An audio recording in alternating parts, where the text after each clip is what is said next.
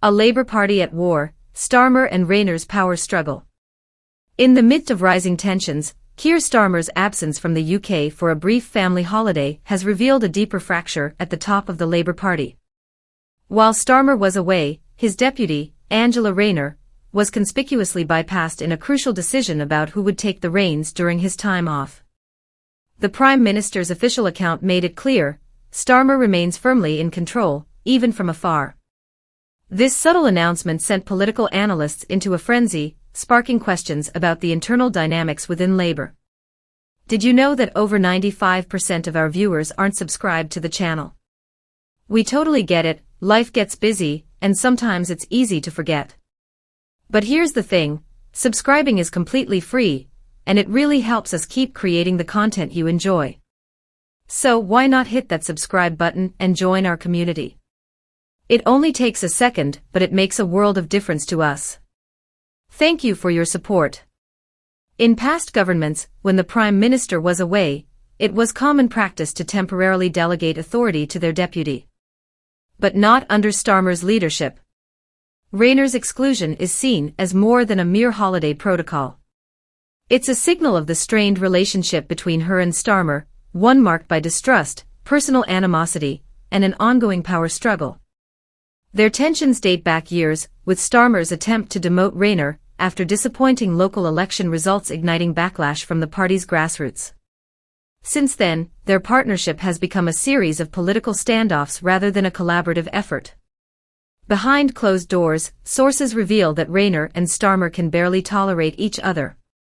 Despite the public smiles and unity at party events, privately, their working relationship is fraught with friction and thinly veiled power plays. Rayner, with her direct style and strong connection to Labour's traditional working-class base, has long been viewed as a potential challenger to Starmer. She enjoys widespread support from party members and trade unions, making her a political threat. As Starmer seeks to consolidate his authority, he has purposefully sidelined Rayner, diminishing her influence and, by extension, her political stature. Political insiders see this as a calculated move, a way for Starmer to prevent Rayner from gaining too much power and possibly replacing him in the future.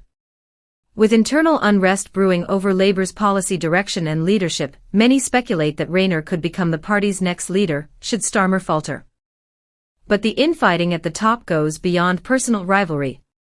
Sources within the party describe an atmosphere of secrecy, whispered briefings, and power plays that threaten to undermine Labour's credibility. Ministers are said to be more concerned with jockeying for position in future leadership battles than addressing pressing national issues, like the cost of living crisis or the NHS backlog. For many, the optics of this ongoing conflict are troubling. Labour's message of unity, stability, and competence, so crucial for winning over voters, is starting to unravel. As the party heads into a crucial period of policy announcements and conference season, the question remains, can Starmer and Rayner continue to coexist? Or is Labour's future already locked in a silent war between its top two leaders? The ramifications of this struggle are far-reaching. While Starmer's team insists that his leadership remains steady and uninterrupted during his holiday, insiders argue that this decision was an intentional snub to Rayner.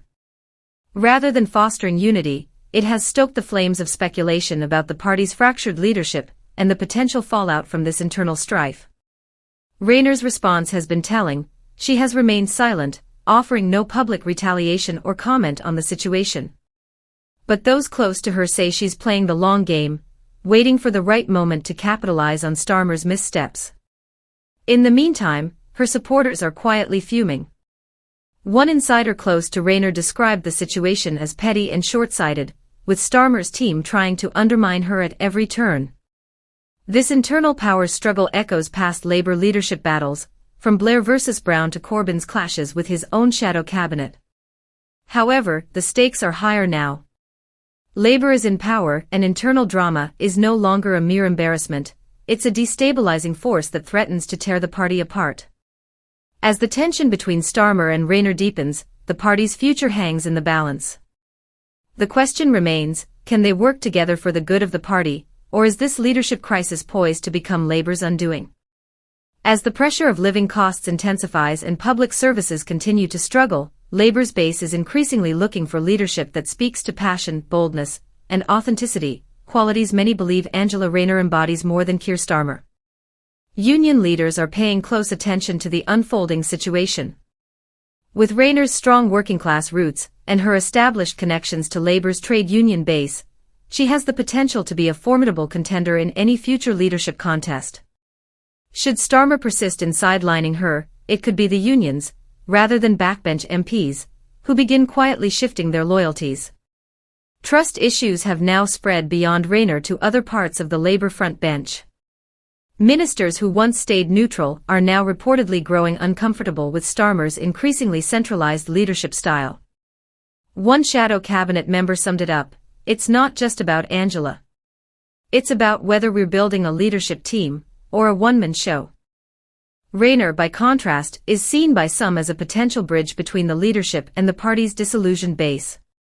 She is able to speak to the red wall voters and trade unions in a way Starmer's more technocratic style fails to reach. The benefit of having someone like Rayner is becoming clearer to many, while Starmer's appeal to Labour's core supporters continues to decline. Some MPs are even speculating openly about when, not if, a leadership challenge will be needed. Rayner's name is mentioned more frequently, and the tone of the conversation is shifting.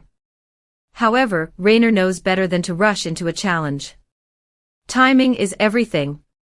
A premature move could backfire, but if the party faces a crisis, whether through a polling collapse, a policy rebellion, or a major scandal, Rayner is positioning herself to step into the leadership void. In the meantime, each act of marginalization from Starmer only strengthens her position. By denying her any significant authority while Starmer is away, he may have inadvertently done far more damage than he intended. He has planted the idea in the minds of MPs, unions, and voters: what if Angela Rayner were in charge? Once that idea takes root, it's difficult to uproot. The danger for Starmer isn't just that Rayner is gaining ground. It's that he is setting the stage for her rise himself.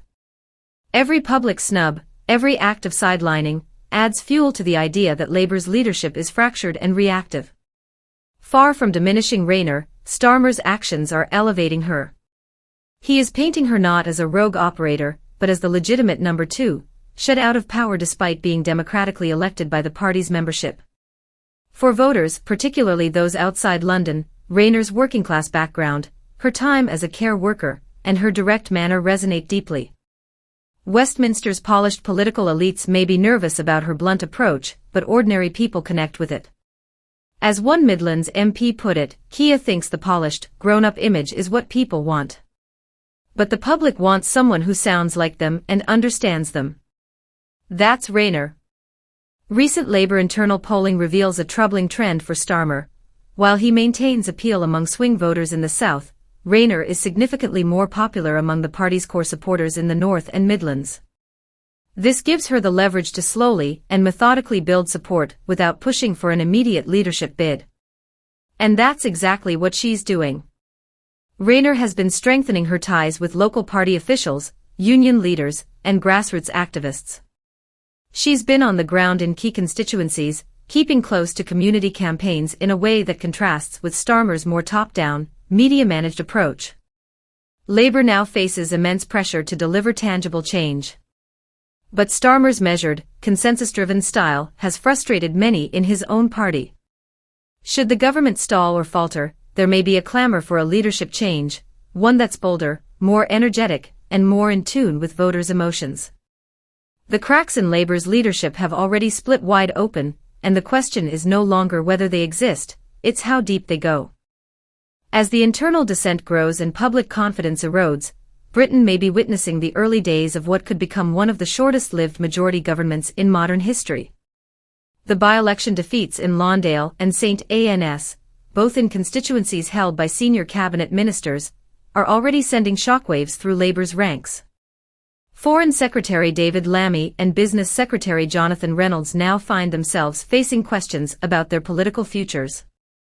The losses in these key areas, once thought secure, are starting to expose the cracks in Starmer's government. Labour insiders are scrambling to contain the fallout. One senior aide admitted to a growing sense of fear and confusion. "We thought we had 5 years to get things right, but now we're seeing the public turn on us before we've even properly begun. Starmer's promise to reset the country after years of conservative rule has rapidly disintegrated. What was once seen as a bold agenda has now been reduced to a cycle of performative leadership. As the truth slowly emerges and the implications of the by-election defeat settle in, one thing is clear: Keir Starmer cannot hide from the storm much longer. The next phase of this crisis is inevitable, and its outcome remains uncertain. Labour's grandstanding on urgent issues is now backfiring, with hollow responses alienating both voters and the party faithful. The core issue is not just mismanagement, it's trust. Voters handed Labour a historic mandate, expecting real change. Yet, from Scunthorpe to the suburbs of London, from victims of grooming gangs to working-class communities struggling with rising crime, that trust is quickly eroding. Labour's internal strife has moved from whispers to an open feud. The traditionalist faction known as Blue Labour has voiced its discontent loudly, with one of its leading figures, Lord Glasman, accusing Keir Starmer's leadership of cowardice and political opportunism, particularly regarding the failure to launch a thorough inquiry into grooming gangs. "This isn't just about justice," Glasman declared in a recent interview. "It's about moral integrity. If we can't stand up for victims, then what do we stand for?" Other Labour MPs are now starting to echo these frustrations. Whispers of a leadership challenge are growing louder, with some backbenchers reportedly gauging support for an early reshuffle, or even a revolt if public opinion continues to sour. Jess Phillips, once seen as a trusted voice on safeguarding, now finds herself under fire for supporting a diluted response to the grooming gang scandal. Her approach to funding investigations is being viewed by critics as a retreat under pressure, further compounding the growing sense of disillusionment. Meanwhile, Starmer's restructuring of the Cabinet Office has raised further alarms. The firing of over 2,000 civil servants, along with reports of settlement agreements involving strict non-disclosure clauses, has left many questioning whether Starmer is consolidating power or actively silencing dissent. One former official who asked to remain anonymous remarked, "It's not reform, it's revenge." Critics argue that Starmer is building a government where loyalty is prioritized over competence, creating an atmosphere of fear and distrust. Starmer's approach to governance has drawn comparisons to Tony Blair's centralization strategy, but with a much more sweeping and ruthless edge.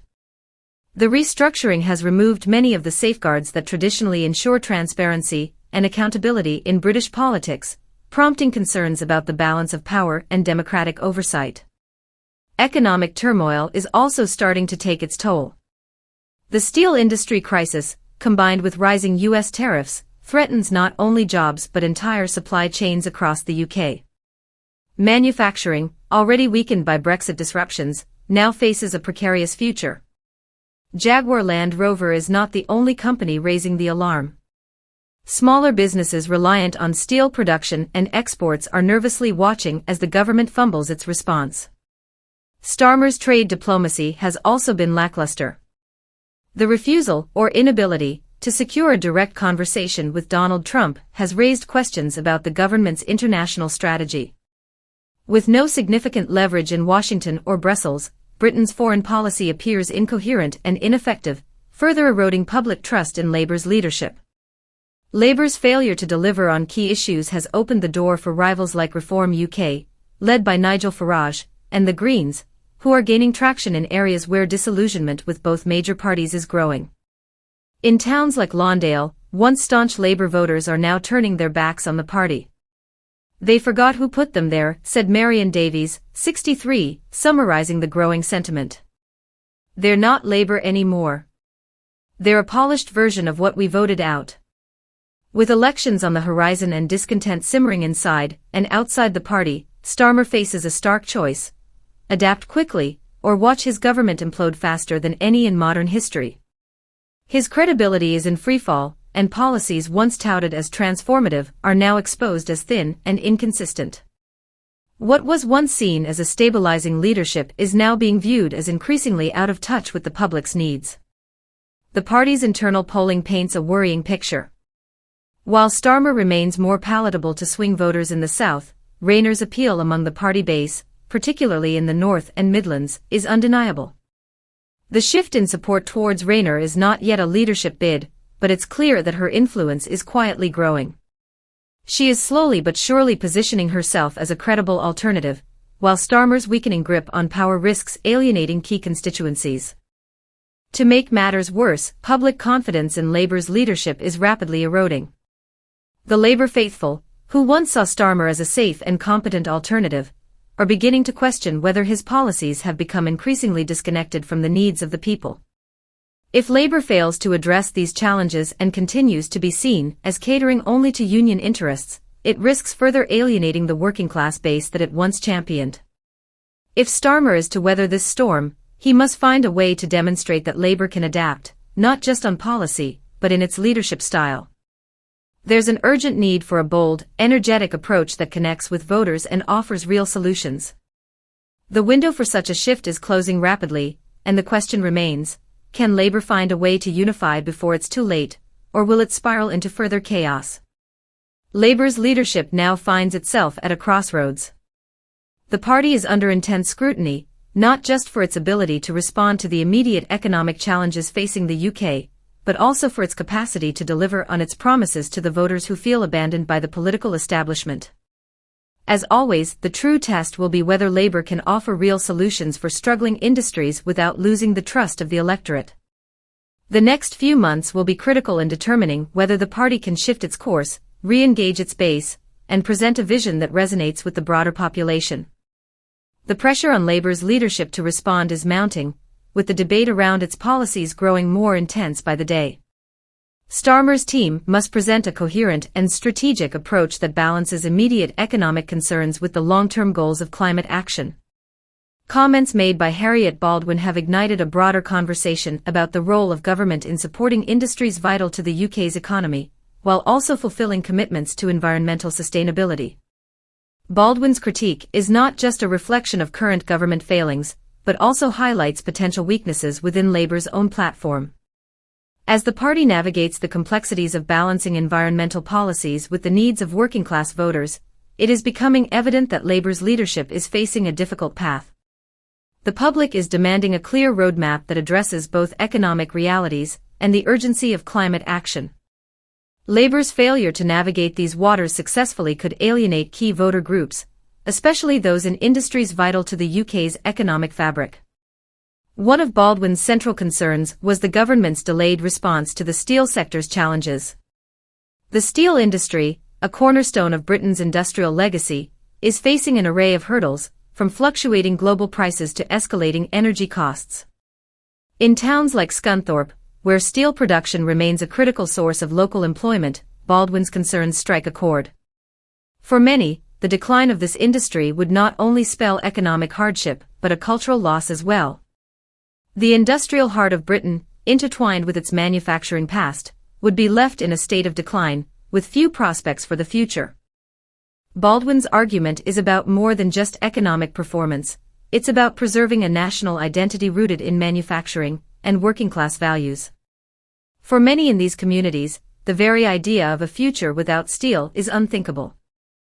The question now is whether Labour can offer a vision that strikes the right balance between supporting industries that have long formed the backbone of the economy and championing the clean energy initiatives that will define the future. Labour's leadership faces a delicate balancing act. On one hand, it must prove itself to be the party of change, championing environmental justice and clean energy initiatives that align with the aspirations of a more sustainable future. But on the other, it must be seen as a party that understands and prioritizes the needs of working-class communities, many of whom are dependent on industries like steel and manufacturing for their livelihoods. Starmer's leadership must demonstrate an understanding of this challenge and present policies that offer tangible benefits to both sides of the debate. The next few months will be crucial in determining whether Labour can avoid the internal and external pressures threatening to tear it apart. The party must navigate its own internal divides while responding to the needs of a rapidly changing world, one that demands both environmental responsibility and economic revitalization. If Labour can find a way to deliver both, it may still have the chance to unite the country and rebuild the trust it is now in danger of losing. But if it falters, it could see its grip on power slip away for good.